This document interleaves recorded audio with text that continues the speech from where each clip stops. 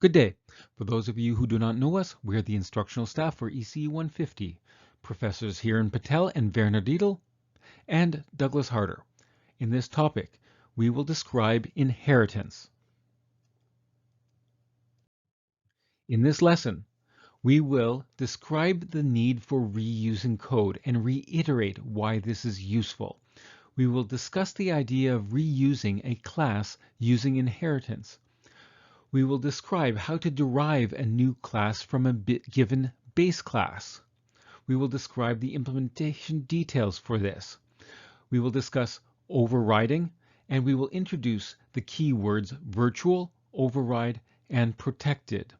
And we will learn all of this by looking at two examples of classes being derived from our linked list class.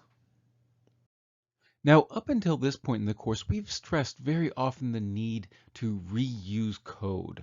That is, don't reinvent the wheel. Do not implement something twice if at all necessary.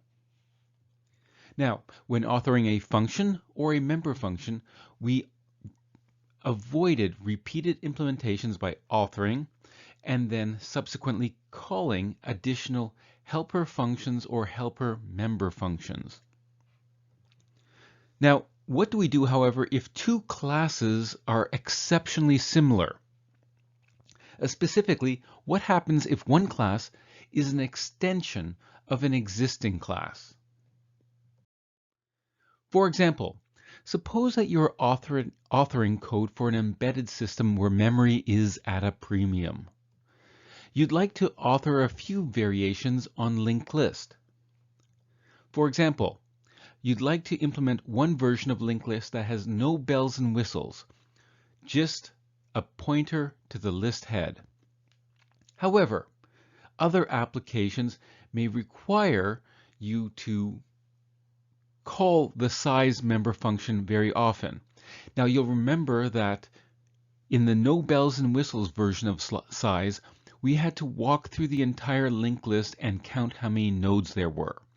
That's an expensive operation for an embedded system.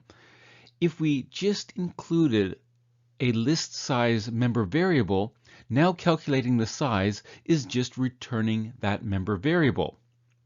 However, the cost is a little bit more additional memory, and every time we call push front and pop front, we have to increment or decrement, respectively, that member variable. So there's a little bit more memory, and with every single change, we have to do a little bit more work. Also, perhaps you'd like to author another variation on linked list that only includes an additional tail pointer. And so consequently, we can push a new node at the back of the linked list very quickly, something you cannot do if you only have a pointer to the list head. Most of the functionality, however, for existing member functions is identical. So let's take a look at some of these. Let us compare the changes made to a very simple linked list, one that has only a pointer to the list head, and one that includes a list size member variable. Well, for the empty member function, there's no change. For the size member function, well, this is going to be a complete replacement because in the simple linked list, we actually have to have a for loop that walks through the entire linked list and counts how many nodes there are. In our improved version, we're just going to return the list size member variable. Front isn't going to change. Push front. Well, push front is going to have to update the linked list, but that's already done in the simple implementation. All we have to do then is increment list size. Same for pop front. The manipulation to the nodes and the member variable pointer to the list head doesn't change. All we have to do is additionally decrement the list size. As far as clear is concerned, we don't have to do anything because clear just called pop front repeatedly. Now, C++ allows you to extend the functionality of an existing class. Let us start with a simple base class such as linked list that has only one member variable, pointer to list head. From this base class, it is possible to derive a new class that can include additional member variables and new member functions, keep some member functions unchanged and as is, override other member functions by executing additional statements as necessary, and override yet other member functions by completely rewriting them. All right, let's see how this is done. Now, we begin with the class declarations. The declaration here simply lets the compiler know that sized linked list is a class. And that's all the compiler needs to know at this point. Now, the first thing that we must do in order to prepare the base class for inheritance is to declare the destructor and all member functions as being virtual. So this means that any derived class has the option of being able to override or re-implement any of these member functions. Next, we will define the derived class.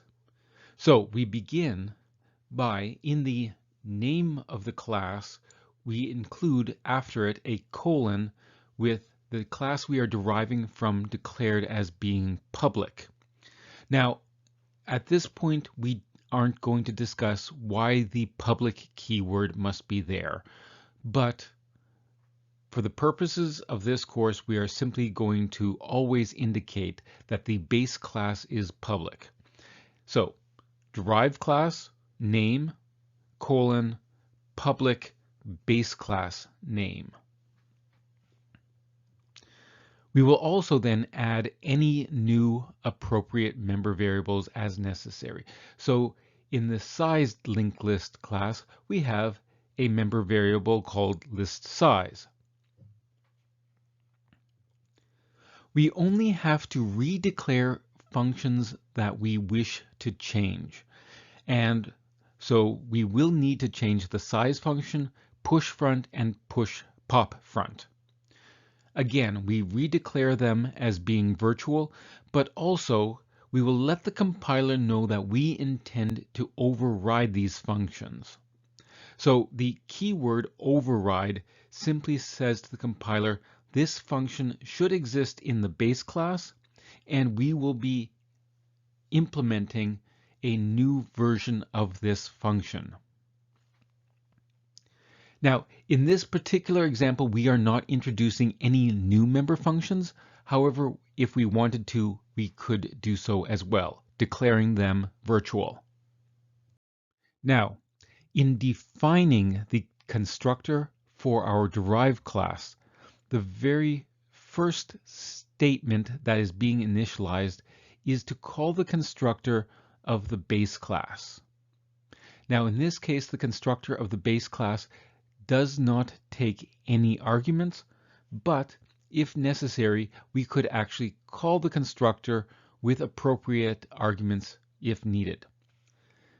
After that, we initialize any additional new member variables, and if we wanted to, we could also include more code in our constructor. Now, if we are completely overriding a member function, we simply re-implement it. And so now the size member function is simply going to be replaced by this version, which simply returns the member variable list size. Notice that we do not repeat the virtual keyword, nor do we repeat the override keyword. Instead, we just implement the new version. Now, to override the push front and push back member functions, we actually want to call those functions in the base class because those functions in the base class create the new nodes and or delete them and update the pointer to list head member variable. Consequently, to state that we want to call the version of push front or pop front as implemented in the base class, we indicate the name of the base class, double colon, with the name of the function, and we pass the appropriate arguments.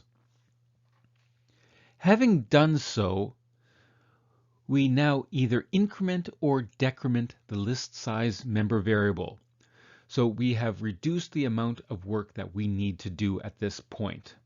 We're just doing what we need to do to update the additional member variable that the derived class introduced.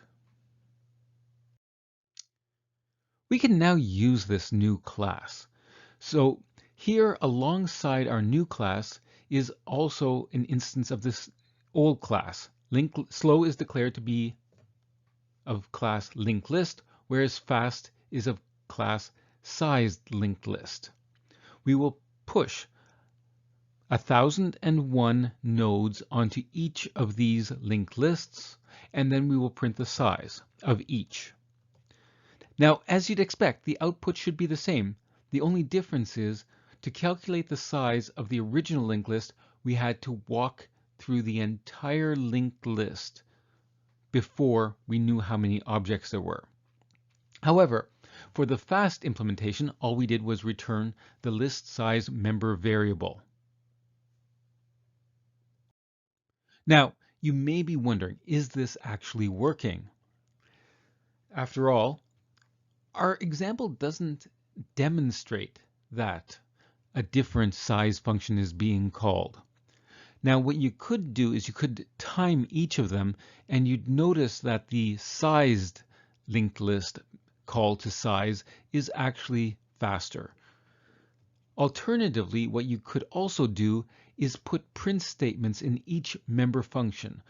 In that case, you could actually see which member functions are being called, and you could see the order in which the member functions are being called. So in the base class, you would indicate that you are calling the appropriate version of the size function that's defined in the base class. In the derived class, you would have a statement that would let the user know that the size function defined in the derived class is being called. All right, we have now implemented a linked list class that stores the list size. Let's ignore that and let's go on and try to start again with the base linked list class and now create a derived class that has, in addition to the pointer to the list head, this one will include a member variable that is a pointer to the list tail. So once again, we should have to ask ourselves, what are the variations that are going to be required? For example, empty and size will not change because they don't depend on the list tail member variable. Neither does front. However, now that we have a list tail, we can quickly implement a back member function, that is one that returns quickly, and that will be completely new to this derived class. Push front will perform more or less the same action. However, we will have to update the new pointer to the list tail member variable every so often. Also, we will introduce a new push back member function.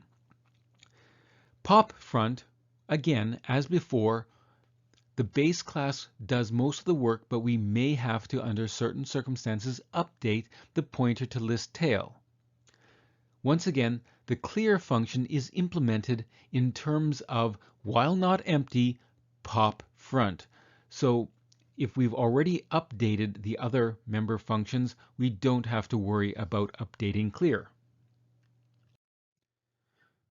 So once again, we declare and define the derived class. Again, to indicate that tailed linked list is being derived from the linked list class, we append to the name of the class a colon with public linked list. We then include any new member variables where as appropriate. Now, we will only declare member functions that we intend to either change or add. So in this case, we intend to override both push front and push pop front because these may end up changing the pointer to list tail member variable. We are, however, also introducing two new member functions, back and pushback. So again, we will declare these as virtual, as subsequent derived classes from this class may want to override those member functions, but we do not specify the override keyword as this is the first place we are declaring these member functions.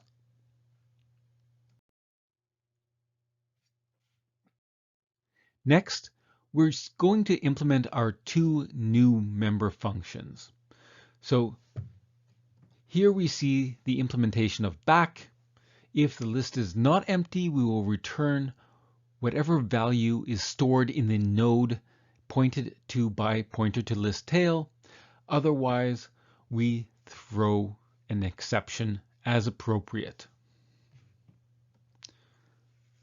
For push back, once again, we're going to call push front if the linked list is empty. After all, it will deal with everything as appropriate.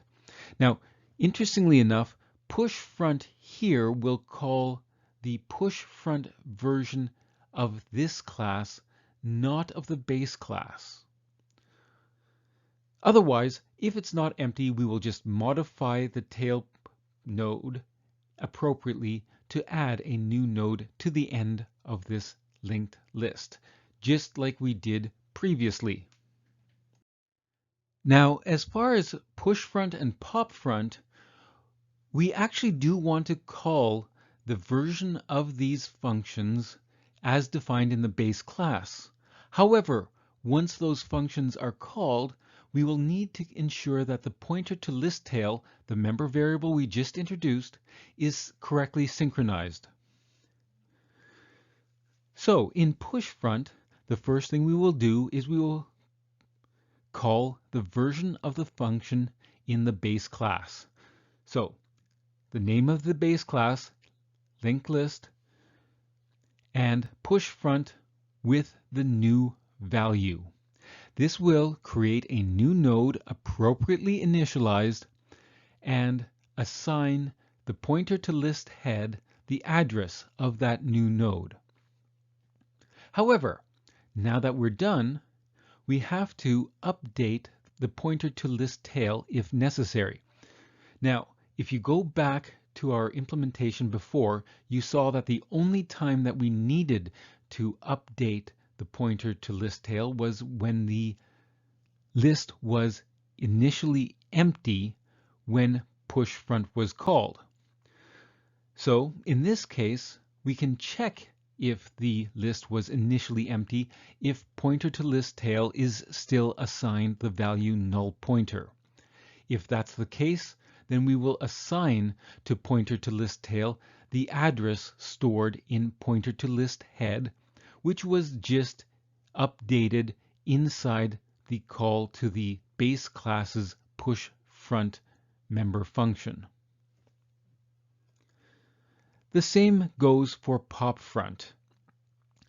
So in pop front, we call the version of the member function as defined in the base class, which will remove the node at the front of the linked list, reassign pointer to list head appropriately, and then delete that node that has been popped. Now we have to set pointer to list tail to null pointer if the linked list is subsequently empty. Well, having called pop front, the list is empty if and only if pointer to list head is now assigned null pointer. So if the pointer to list head ends up being assigned null pointer, we also need to assign null pointer to list tail. All right, let's try compiling this very simple program that uses this new version of a linked list class. Unfortunately, when we try to compile it, we get an error. It's saying error. Pointer to list head is a private member of linked list.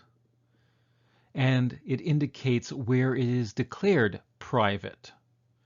So on line 42, okay, so yes, we see that pointer to list head in the base class was declared private. Now, given a class, anyone can author a derived class from that class. So it may not actually be the original author who creates the derived class. Consequently, by default, derived classes do not have access to private member variables because, after all, they may mistakenly update them or change them. However, what happens if a derived class requires access to the member variables of the base class, as in this example? What we can do is we can add a third access specifier called protected. This is a keyword just like public and private. A member variable or a member function that is labeled protected may be either accessed or called, respectively, by a derived class, but not by a user of the class. So in this case, there are two possible solutions. We can make the member variable pointer to list head protected, or we can leave it private, but add a protected member function that gives access to the value. The easier but more insecure method is to change the private label to protected in the base class, but it also makes sense probably to make this change as well in the derived class. So now any member function of the derived class can access the member variable pointer to list head. If you make this change, the class we implemented above will compile, and the program we gave will then compile and execute. The more secure way is to give the author of the derived class access to the value without actually allowing the author of the derived class the opportunity of changing it. So here, pointer to list head is still a private member variable, but we now have a protected member function with the same name without the suffixed underscore, and that will be a protected member function that returns the value of pointer to list head. It is, of course, declared const, as it should not be changing anything. Now, any author of a derived class can access the address of the list head, but is not able to change it. So now, instead of accessing pointer to list head directly, we just call the protected function pointer to list head as a protected member function, which will then return the value of the private pointer to list head member variable. Again, you can see why it is useful to include the underscore at the end of all member variables in C++, because any corresponding accessing member function will be given the same name without the underscore. Note that I said that it is more secure, but it is not perfectly secure, because all this does is prevent someone in the derived class from changing the value of the member variable pointed to list head. However, it doesn't prevent the user from doing something stupid like this. Oops. So it's not perfectly secure, but it is more secure. To show the relationship between base classes and derived classes, we use the following style of diagram. Note that in both declarations of the derived classes, we must specify which classes we are inheriting from. So thus, the sized linked list class inherits from or is derived from the linked list class. Similarly, the tailed linked list class must also declare that it is derived from the linked list class. The linked list class does not and cannot be aware of any derived classes. A class could be an orphan, or it could have thousands of derived classes with thousands of derived classes from those derived classes, but it will never know. However, every class that is derived must indicate which class it is derived from, hence the direction of the arrow. So it may be said that this sized linked list class inherits from the linked list class. It is also commonly said that a sized linked list is a linked list. After all, a sized linked list or a tailed linked list has all of the functionality of a linked list, only it has additional features. So, following this topic, you now know how to derive one class from another. You understand that the member functions in the base class must be declared virtual. You understand that the derived class must indicate the base class. You know that the derived class can not only add new member variables and new member functions, but it can also selectively keep member functions as defined in the base class, add additional functionality to the implementation of the member functions in the base class, or completely overwrite the implementation of the member function as found in the base class. You understand also the use of the protected label that is used to allow derived classes to access member variables while still preventing the public user from accessing that same member variable. Here are the references, the colophon, and a disclaimer. Cheers!